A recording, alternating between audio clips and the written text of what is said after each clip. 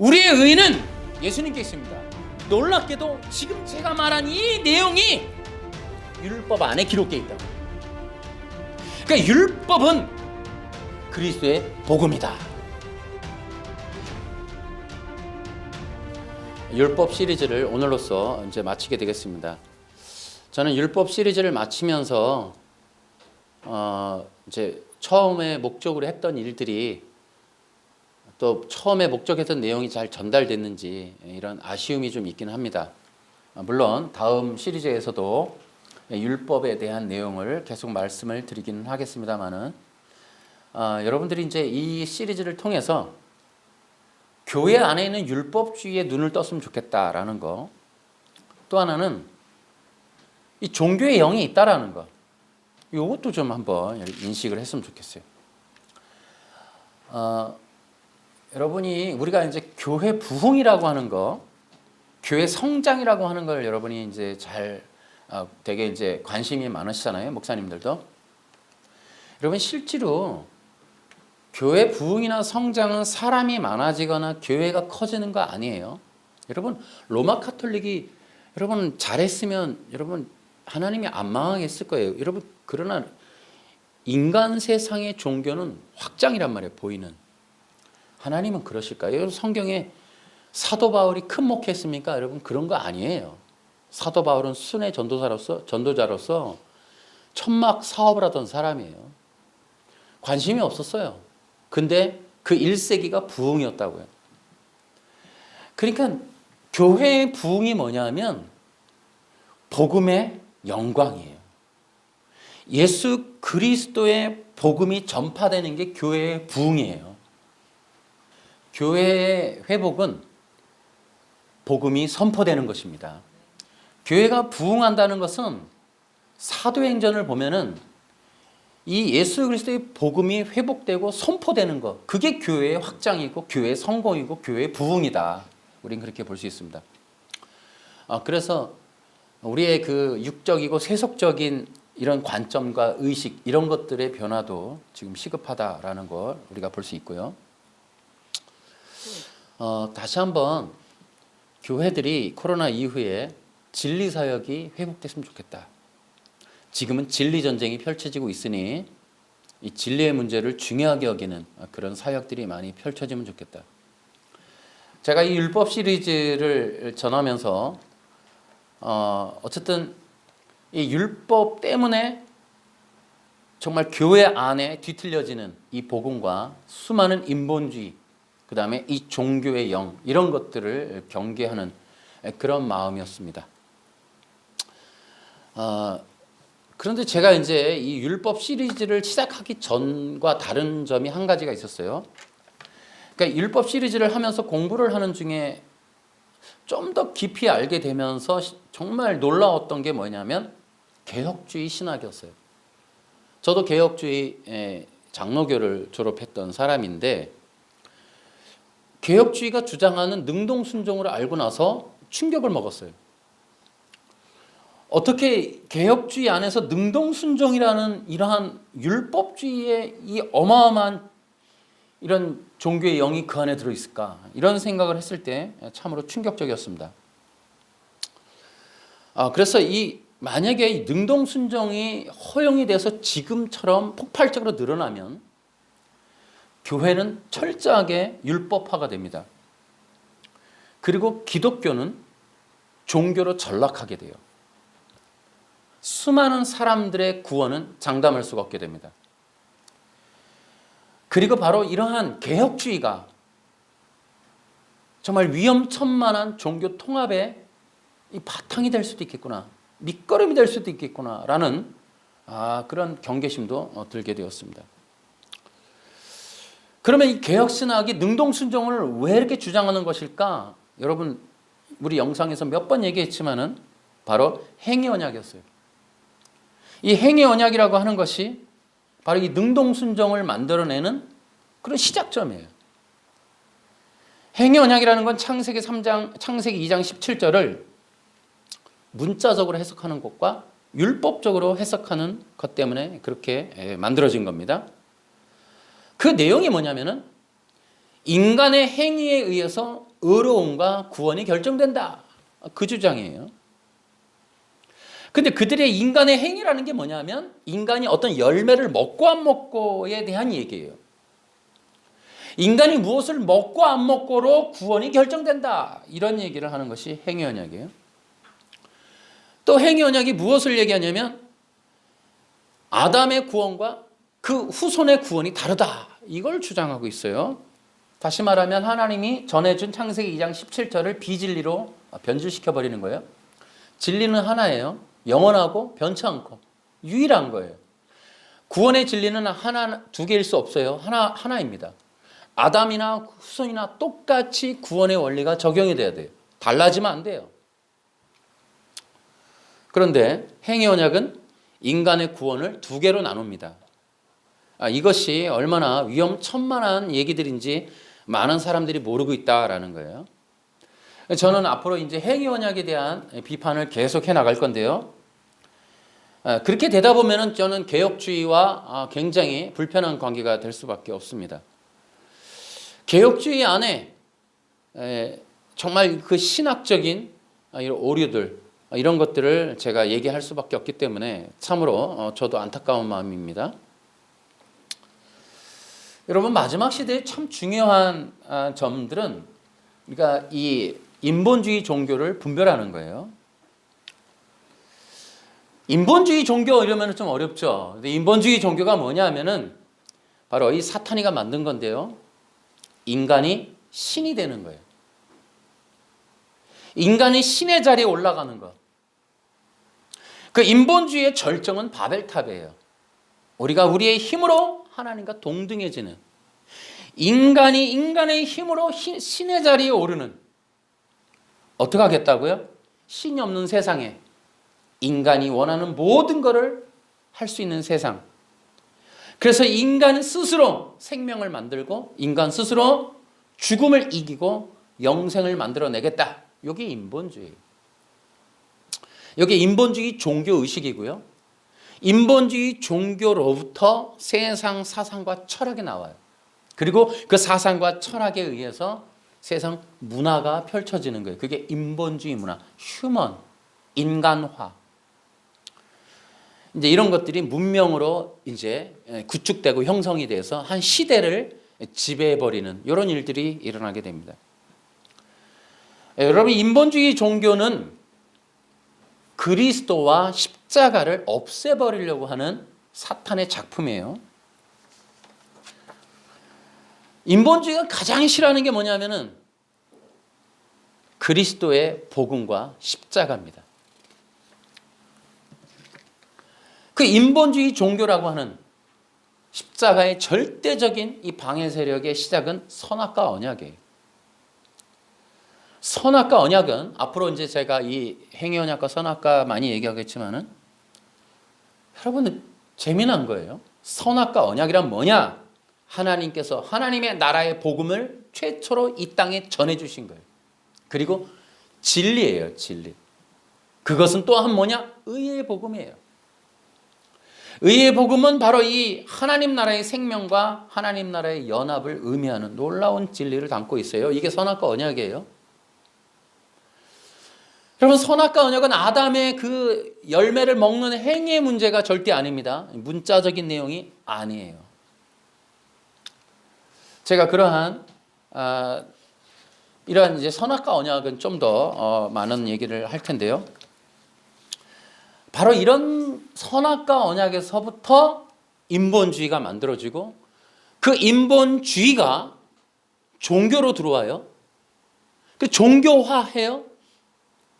근데 이것이 어떻게 해요? 기독교 안으로 들어와요. 그래서 기독교를 인본주의로 뒤바꾸는 이것이 바로 종교의 영이에요.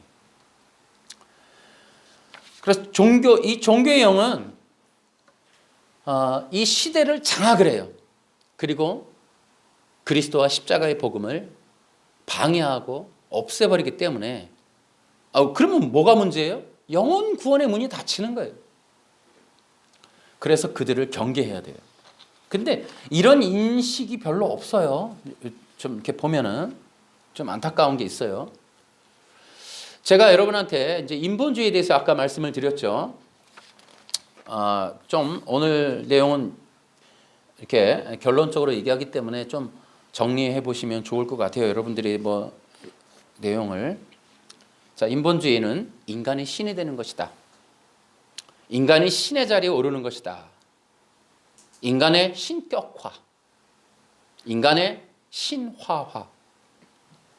그리고 신이 없는 세상에 인간이 신이 되어서 죽음을 이기고 영생을 만드는 그것이 바로 인본주의. 이것이 이제 종교로 이제 들어와서 종교화로 구축을 해요. 그래서 기독교 안에 들어와서 기독교를 인본주의 종교로 변질시켜버리는 이것이 종교의 영이다 하는 거예요. 제가 이제 영상에도 이 PPT를 좀 띄워드릴 텐데요. 그거 이제 비교하는 걸 제가 한번 만들어 봤습니다. 먼저 이 종교는 뭐냐면은 그들의 이 가치가 뭐냐? 인간에 관한, 인간을 위한, 인간을 중심으로 하는 내용을 가진 것이 종교예요. 그 내용은 어디서부터 시작되느냐? 인간의 신이 될 수 있다 이런 얘기예요. 그 사탄이가 얘기했죠. 인간한테 선악과 먹으면 너도 하나님처럼 될 수 있어. 그랬더니 인간이 그 선악과를 먹어버립니다. 왜요? 신이 되고 싶어서. 신이 되는데 왜 신이 되고 싶어요?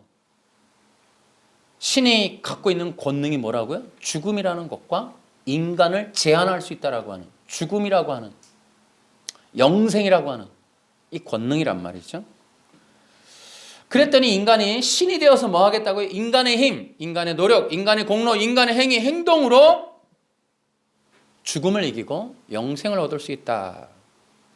자, 이런 어떤 사상을 갖고 있는 것이 이 종교예요. 종교의 영. 그리고 그 안에는 또 이런 내용이 있어요. 그러면 인간이 지금 피조물이고 흙이고 지금 이렇게밖에 안 됐잖아요. 그래서 인간이 이제 종교의 영이 추구하는, 그들의 추구하는 내용이 뭐가 있냐면 인간의 변화가 있어요. 그 인간의 변화는 뭐냐? 초능력, 초월적인, 초자연적인 능력, 이런 것들이에요. 그래서 인간이 죽음을 이길 수 있는 능력, 초능력, 슈퍼맨이나 뭐 무슨 맨들 있죠? 그런 것들, 또 뭐 600만 불의 사나이라든지. 그래서 죽음을 이기는 존재, 죽었다가 살아나갖고 초능력을 갖게 돼서 뭐 몇백 년을 살게 되는 존재. 이게 지금 현대 문화하고 문명이죠, 지금. 그래서 그러한 인간의 변화와 함께 죽음을 이기고 영생을 누리거나 생명을 부여해 줄 수 있는, 혹은 보호해 줄 수 있는 존재로서의 변화를 추구하는, 이것이 이제 인본주의 문명이고 문화인데, 이게 이제 교회 안에 들어와서 종교화하는 거예요. 그래서 교회 안에서 전달되는 설교의 내용들이 뭐냐면 그러한 변화와 능력을 가질 수 있는 방법, 원리, 원칙, 이런 것들이에요. 요게 이제 교회 안에 들어와서 변질하는 게, 우리가 이제 소나무 뿌리 뽑고 뭐 은사를 받고 능력을 받고 그 다음에 사람들을 고치고 살리고 하는 이런 문제들이 은사적으로 가능하지만 인간 자체의 이런 신적 권능을 갖게 되는 이런 내용으로서 변질되는 것들은 경계해야겠다. 제가 조심스럽게 말씀을 드리는 겁니다. 이제 그래서 그들이 인간의 방법과 원리와 원칙으로 변화와 능력을 갖게 되는 이런 것들을 이제 설교하게 되고, 그들이 이제 약속을 하는 게 뭐냐면은 인간의 형통, 비전, 성공을 약속을 해줘요. 그리고 나면, 형통하면, 비전을 성취하고 성공하게 되면 이제 그들이 나머지의 삶을 어떻게 해요? 이제 또 수고하는 거예요. 이제 구원받았으니, 도를 얻었으니, 은사를 얻어 능력을 받았으니 뭐라고요? 수고하고 또 노력하고 또 수행하는 삶을 살고 참고 견디고 금욕을 하고 금식을 하고 수도를 하고 득도를 해서 이제 뭐 어떡해요? 열반의 경지에 가라. 자, 이러한 방식으로 설교나 교육이나 기독교의 흐름이 구축되어 있어요. 그런 경우들이 많습니다. 그거와 비교해서 기독교는 뭐냐? 그 가치는 그리스도에 관한 것이고 그리스도를 위한 것이고 그리스도가 중심이 되는 거예요. 이것이 선악과 언약에서 하나님이 전하신 복음의 내용이에요. 세상 모든 것이 그리스도다. 그래서 그들의 메시지, 이 교리가 뭐냐? 그리스도가 왕이시다. 그러면 그리스도가 왕이기 때문에 인간은 어떻게 되는가? 그리스도를 믿음으로 그와 연합해야 된다. 그랬을 때 그리스도의 구원과 영생을 누릴 수 있게 되고, 그러기 위해서 그 구원과 영생을 얻기 위해서 그리스도가 행하신 십자가의 대속의 속죄를 믿을 수밖에 없는, 그것을 또 알고 그것을 추구하고 그것을 전해서 그 길로 수많은 사람들을 인도해 주는 거죠. 그리고 어떻게 해요? 그리스도의 인도함을 받는 삶을 살게 하는 거예요. 그리고 그리스도의 의로우심, 자기의 의로움이 아니라 그리스도의 의로움을 의지해서 영원한 나라로 가게 만드는, 이것이 바로 기독교예요. 이런 이제 분명한 차이점이 존재를 합니다. 그래서 이런 차이점을 알게 되면 이제 어떻게 돼요? 당연히 메시지가 바뀌고 성도들의 추구하는 방향이 바뀌고 신앙생활하는 패턴이 바뀌게 되는 거예요. 구하는 게 다르고 기도하는 게 다르고 이 감사하는 방법이 다르고 예배하는 방법이 완전히 다르게 되는 거예요.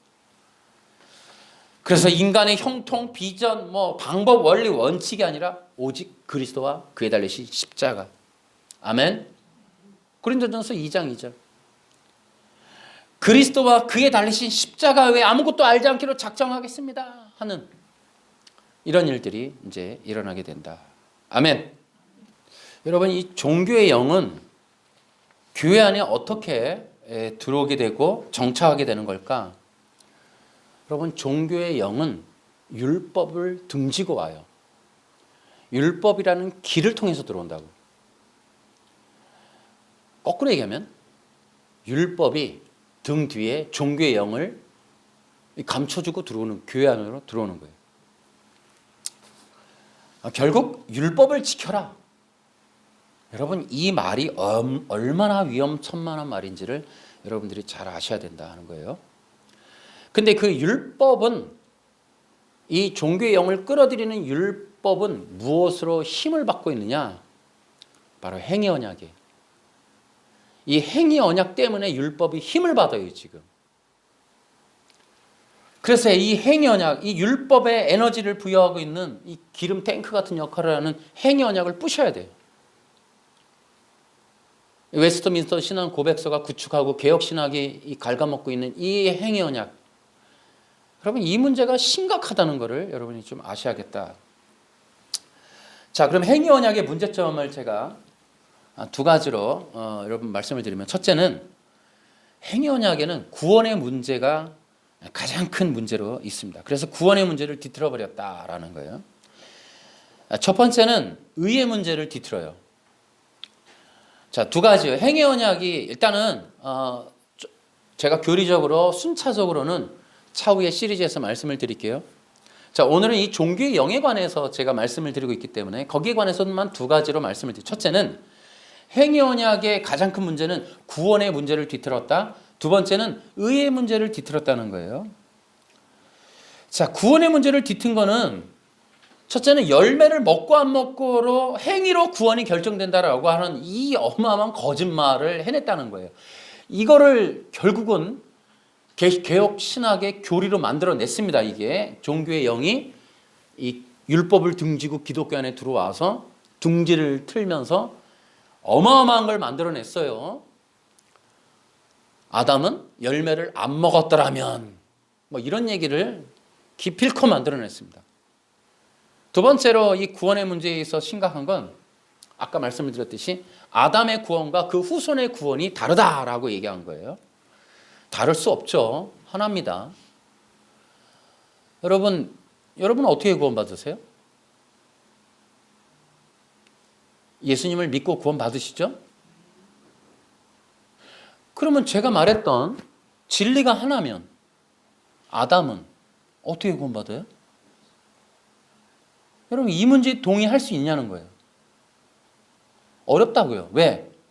우리 기독교인들이 이미 수백 년 동안 쌓아놓은 선입견으로 여러분들이 이미 다 종교의 영에 지배를 받고 있는 거예요.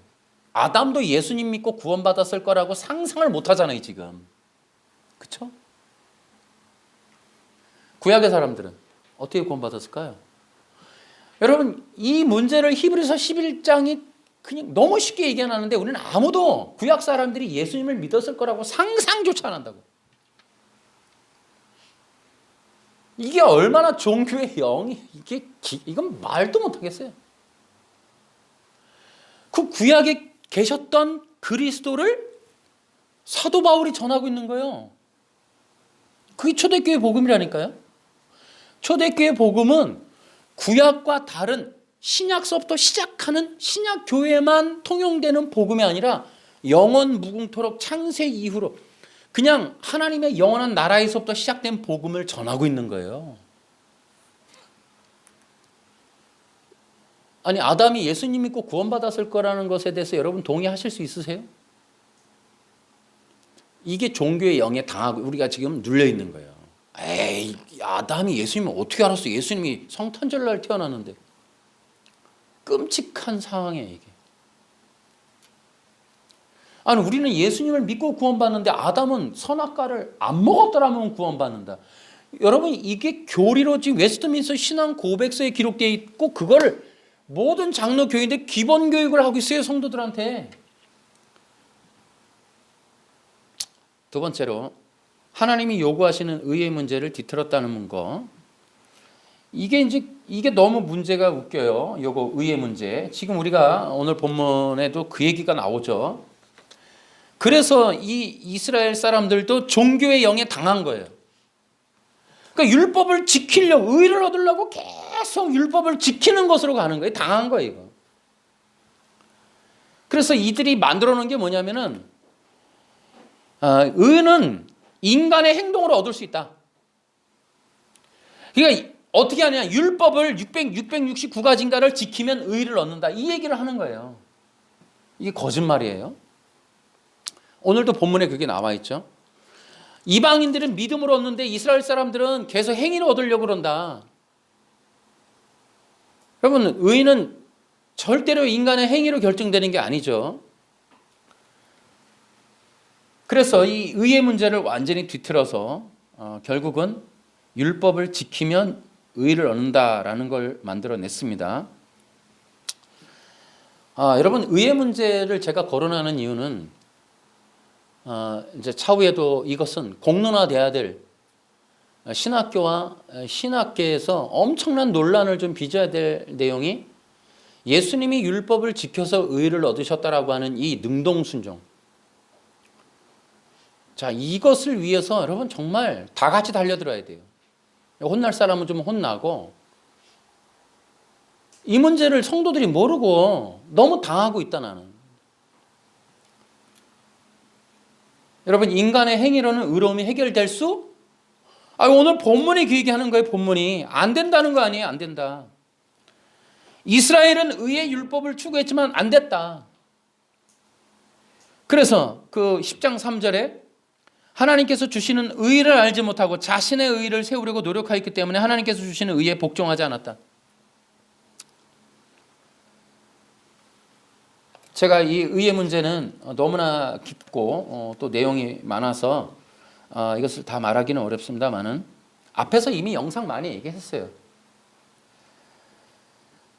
의는 뭐냐면 의로움이라고 하는 것은 하나님과 같이 거룩해지는 거예요. 그럼 인간은 어떠냐 하면 인간은 불의해요. 의롭지 않단 말이에요. 이걸 단언하는 이유는 여러분 창세기 2장 3장을 보면 선악과를 먹기 이전에 인간은 이미 신이 되려고 하는 욕망을 가졌어요. 최초의 인간이 죄짓도 않았는데 그러면 인간 자체에 욕심이라고 하는 신이 되려고 하는 욕망이 있다는 거예요. 신이 되려고 하는 욕망. 이걸 불이라고 하는 거예요. 이러한 불의함이 있다는 거예요. 근데 이게 뭐냐면 이 율법이 알려주는 건 인간의 근원적인 불의를 알려주는 거예요. 인간의 근원적인 불의라는 것은 인간의 속성이라는 거예요. 인간의 마음의 중심이 자기 중심이라는 거예요. 이 강조하는 이유는 이 불의함이 있는데 본성인데, 자, 이 불의함을 알았어. 그러면 알면은 훈련하고 또 율법을 지켜서 율법에 따라서 죄를 안 짓고 내가 참아, 아주 되게 참아, 먹고 싶어도 참아, 어떤 훈육을 되게 받아, 교육을 되게 받아, 그런다고 이 근원적인 본성이 없어지는 게 아니라고요. 이게 그러니까 이 근원적인 불의함을 간직한 채로 율법을 지키고 열매를 안 먹고 훈육을 받고 질서를 지키고 율법에 따라 죄를 짓지 않고 하는 이러한 노력을 한다고 이 근원이 없어지는 게 아니라고요. 이게 있는 한 하나님과 같이 거룩해질 수 없다고요. 이걸 가지고 율법을 지키는 걸 외식이라고 한다고요. 강조하는 거예요, 제가. 그러니까 의의 문제가 인간의 불의함이 있다라는 걸 창세기 2장 17절이 율법적 역할로서 알려줬어요. 그래서 제가 행위언약의 근원적인 문제 중에 가장 큰 문제가 이 두 가지겠지만 나중에 또 이게 죄의 문제를 뒤틀어 버렸다는 거예요. 하나님이 되고 싶어하는 문제를 배제시켜 버렸어요. 선악과를 먹고 안 먹고로 만들어 버렸어요. 이게 누가 이런 걸 했는지. 자, 어쨌든 그건 배제하고 의의 문제 다시 한 번만 정리해 보면은 인간의 불의함이라고 하는 건 근원적인 거예요. 하나님이 되려고 하는 야망은 나 이제 그런 마음 안 먹어 한다고 되는 게 아니라고요. 이게 이 하나님이 되고 싶어하는 야망이 있기 때문에 성경을 배우고 교회를 다니고 기도를 많이 하고 했더니 어떻게 돼요? 신적 권능, 하나님을 대적하는 내가 그리스도로 간다니까요. 이 근원적인 본성이 해결되지 않으면 안 되는 거예요, 이게. 자, 우리 로마서 8장 3절부터 4절 시작.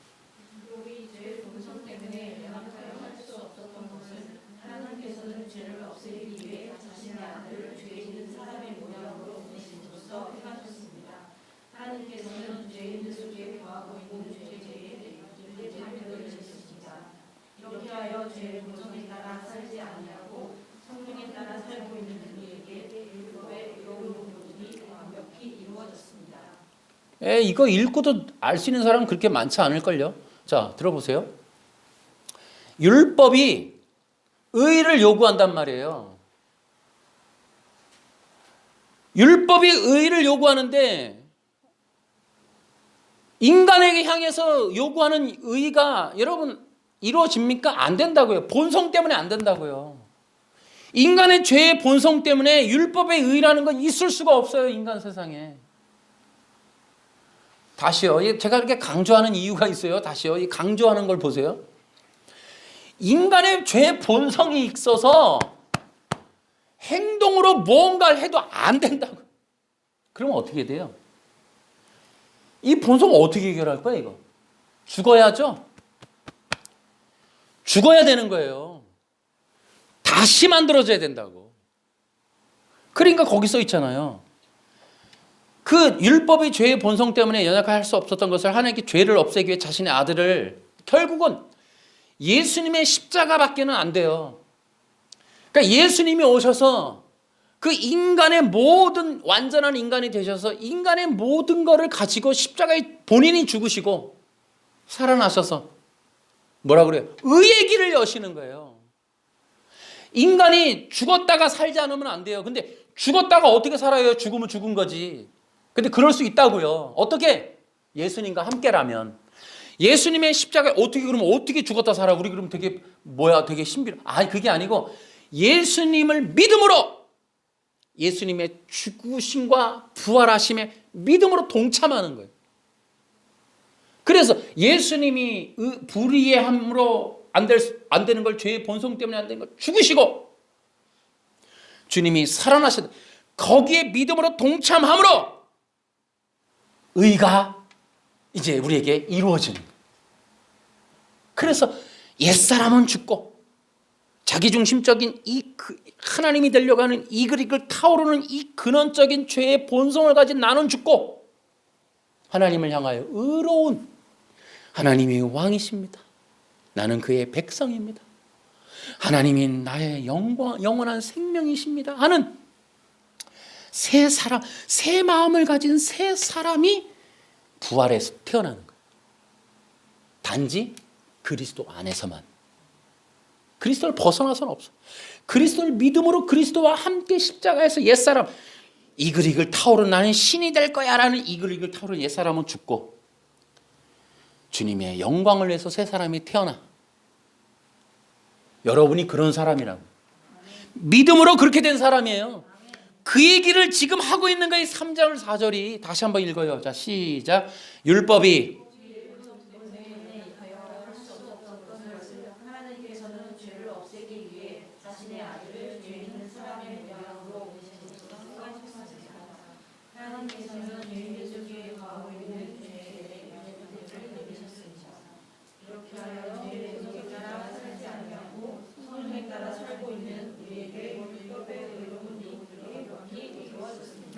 아멘. 여러분이 여기서도 중요한 얘기를 뭐예요? 여러분은 아담의 선악과를 먹은 행위에 대해서 유죄 판결 내렸다고 안 해요. 그 뭐라고 돼 있어요? 사람 속에 거하고 있는 죄에 대해 유죄 판결 내렸다. 인간이 신이 되고자 하는, 인간이 하나님의 자리에 오르고 싶어하는, 그래서 내 마음 내 뜻대로 살고 싶어하는 이글이글 타오르는 이 욕망, 이 죄의 본성, 거기에 대해 유죄 판결 내렸다 그러잖아요. 그게 문제라고요. 그게 아담이 선악과를 먹었다는 게 문제가 아니고, 그래서 그 유죄 판결은 그 안에 있는 이 불의함이 유죄라고요. 이걸 감추고 행동으로 나는 금식했어라고 주장하는 게 바리새파라고요. 그거를 종교의 영이라고 예수님이 오셔서 뿌시는 거예요. 그걸 따라해봐요. 복음은 종교의 영을 깨트리는 것이다. 아멘. 그러니까 항상 하나님의 나라가 이 땅 가운데 임하는 거예요. 예수님이 바리새파들이 쳐놓은 진 속에 들어오는 거예요. 복음은 이 땅의 악의 세력에게 들어가는 거예요. 부흥은 그 악의 세력 안에 복음, 예수님의 이름이 전파되는 게, 그게 부흥이에요. 그게 건물 짓는 게 부흥이 아니고. 그래서 여러분, 의의 문제는 인간이 할 수 있다 없다, 없다가 정답이에요. 그게 지금 로마서 9장 10장 얘기예요. 의의 문제는 인간이 해결할 수 없다. 인간은 불의한 존재이기에 인간은 절대로 스스로 의로움을 만들어낼 수 없어요. 그러니까 여러분이 좀 기억하셔야 돼요. 안식일을 지키고 부모를 공경하고 여러분이 이렇게 어떤 행동을 한다고 의가 얻어지는 것이 아니다. 그러니까 안식교 같은 경우가 대표적으로 뻔한 거짓말인데, 이단인데 공식 활동하는 정말 웃긴 상황이 벌어지는데 아무도 몰라 이걸. 앤드류 강이야말로 진짜 거짓말하는 이 종교의 영의 이 선지자인데 이 경계를 안 한다고. 그래서 여러분, 이 의로움이라고 하는 것은 율법에 있지 않다. 그런데 바리새파보다 율법으로 의로움을 얻을 수 있다고 율법이 종교의 영을 감추고 들어오는 거예요. 그랬더니 지금 기독교 안에서도 뭐예요? 십계명 지켜야지. 십계명은 구원받았으니 지켜야지 라고 하는 운동이 지금 개혁교회 안에서도 일어난다. 뭐라 그래요? 구원받았으니 율법을 지켜야 된다. 근데 율법을 지켜야 된다까지는 다 받아들이는데 거기서 갈라지는 거예요. 율법 중에 의식법과 사회법은 폐지됐으니 도덕법을 지켜야 돼. 그 도덕법이 뭐예요? 그러면 대부분 많은데 그걸 함축해서 십계명이라 그래. 이렇게 얘기한단 말이에요. 그러니까 안식교가 거 봐, 우리 말이 맞지 이러죠. 그랬더니 안식일만 주일로 바뀌었어. 이걸 갖고 이제 싸우는 거예요. 다시요. 종교의 영은 율법을 갖고 들어와요. 율법 등 뒤에 틈 타고 들어온다고. 한국교회가 주일 성수 11조 문제라든지 이 제단, 제사장, 맥주 감사절 이런 거 갖고 하는 한 절대로 종교의 영에서 자유로울 수 없다. 모든 절기는 그리스도에게 통합시켜야 돼요. 아멘? 여러분, 우리도 추수감사절날 초창기에는 과일 났어요. 다시 말씀드려요. 추수감사절은 예수님의 날입니다. 열매 걷어서 감사하는 날 아니에요. 맥주감사, 여러분 이런 거 하면 안 돼요. 성경에 있는 절기만 하셔도 되고, 그 절기는 헌금 걷는 날이 아닙니다.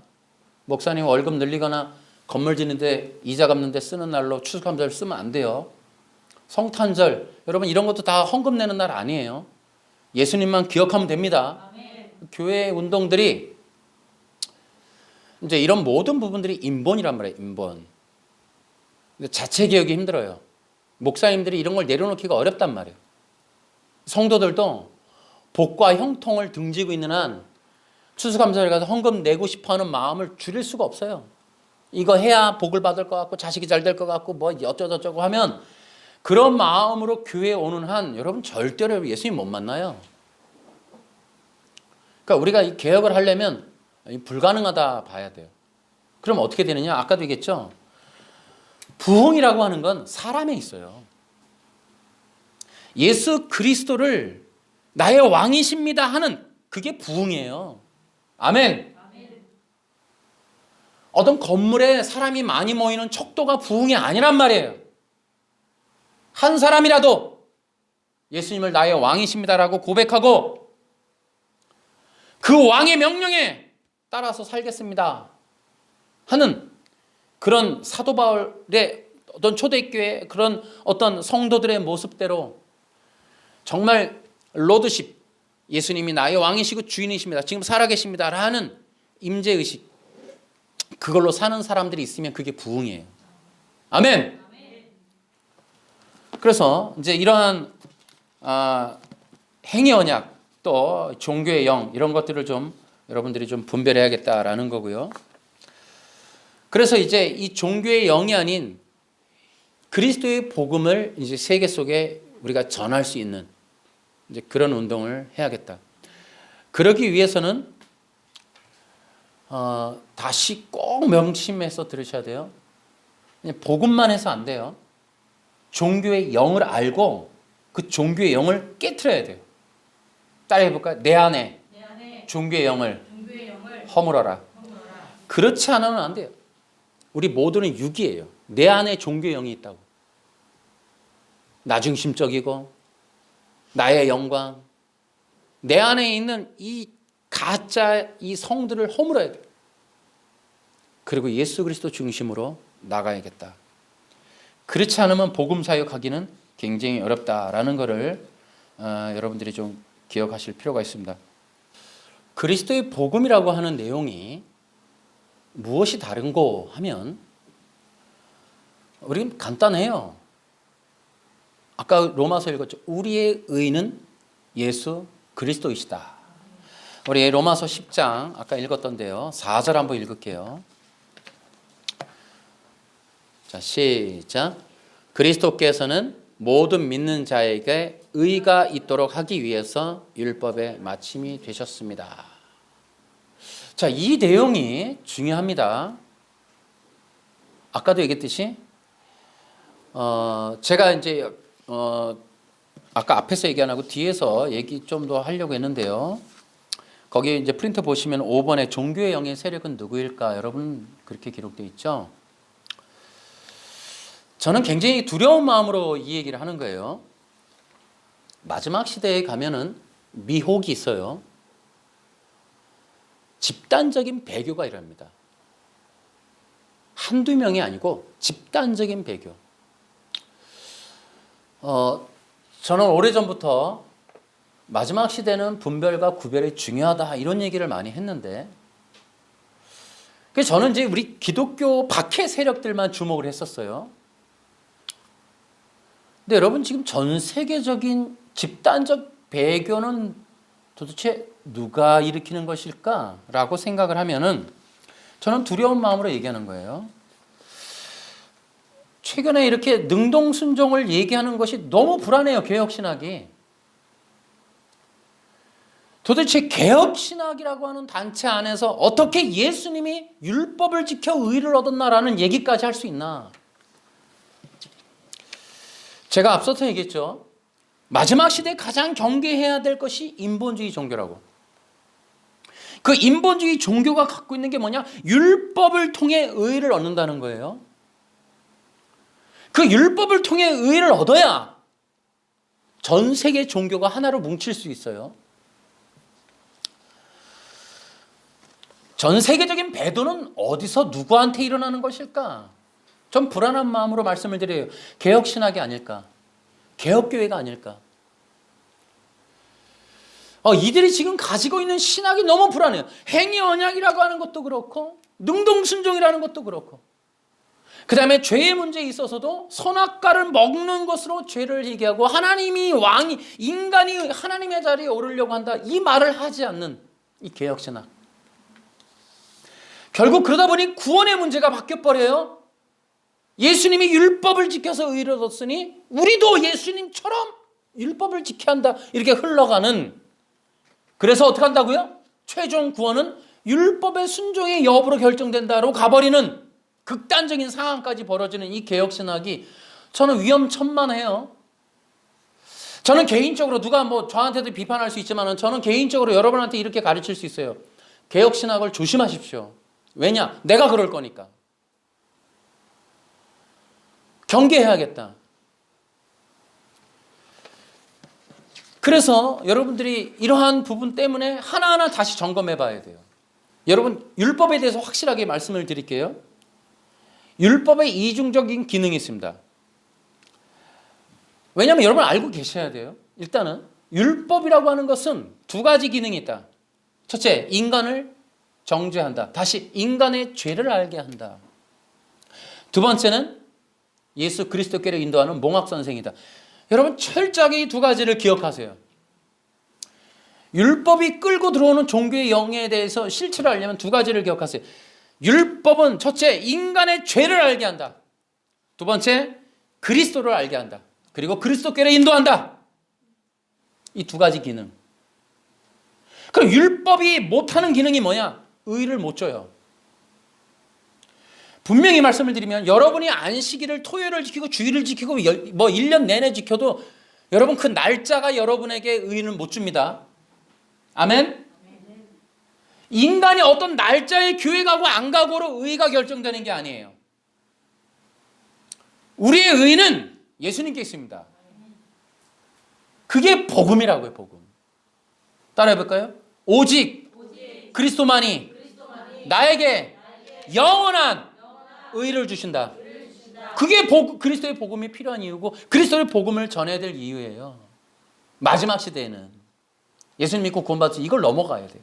왜? 율법이 장악하는 종교의 시대에 여러분들이 전해야 될 복음의 내용은 이전과는 다르다고요. 의의 복음. 당당하게 외쳐야 돼요. 율법으로는 의를 못 얻습니다. 안식일 갖고 안 돼요. 무슨 뭘 지켜도 안 돼요. 구원받았으니 최종 구원도 안 돼요. 우리는 예수님만 의지합니다. 왜? 여러분 왜 예수 믿어야 돼? 그러면 여러분 당당하게 얘기해야 돼요. 우리에게는 예수님만이 의로움이십니다. 나는 행동으로 율법을, 안식일을 아무걸 해도 안 돼요. 예수님 믿을 때밖에는 나에게 의로움을 못 줍니다. 이게 그리스도의 복음이라고요. 아멘. 이 내용을 놀랍게도 지금 제가 말한 이 내용이 율법 안에 기록되어 있다고요. 그러니까 율법은 그리스도의 복음이다. 적어도 여러분과 나는 합의하는 거예요. 이것이 제가 율법 시리즈를 맞춰가면서 여러분에게 다시 한번 강조하는, 하나님께서 말씀하신 이 율법이라고 하는 것은 그리스도의 복음인 거예요. 율법으로 구원을 얻는 거예요. 그게 사도 바울의 성경 해석이에요. 그러니까 율법 안에 우리가 구원받을 수 있는 복음이 들어있다. 로마서 1장 17절, 복음에는 의가 계시되어 있다. 그래서 우리가 예수 그리스도를 통하여 의를 얻는 이 복음, 이것으로 싸워야 된단 말이에요. 따라해볼까요? 예수님 아니고서는 그 어떤 곳에서도 의는 없습니다. 아멘. 이걸 갖고 싸워야 돼요. 불교나 다른 종교나 다른 행위나 다른 조건이나 다른 어떤 것으로도 하나님께서 원하시는, 하나님이 요구하시는 의는 얻을 수 없다. 하나님의 의는 오직 그리스도 안에서만 얻을 수 있다. 이것이 여러분과 나의 굉장히 중요한 그리스도의 복음을 전해야 될 이유란 말이에요. 제가 이제 아까도 얘기했지만 이제 마지막 강조하면서 마치겠습니다.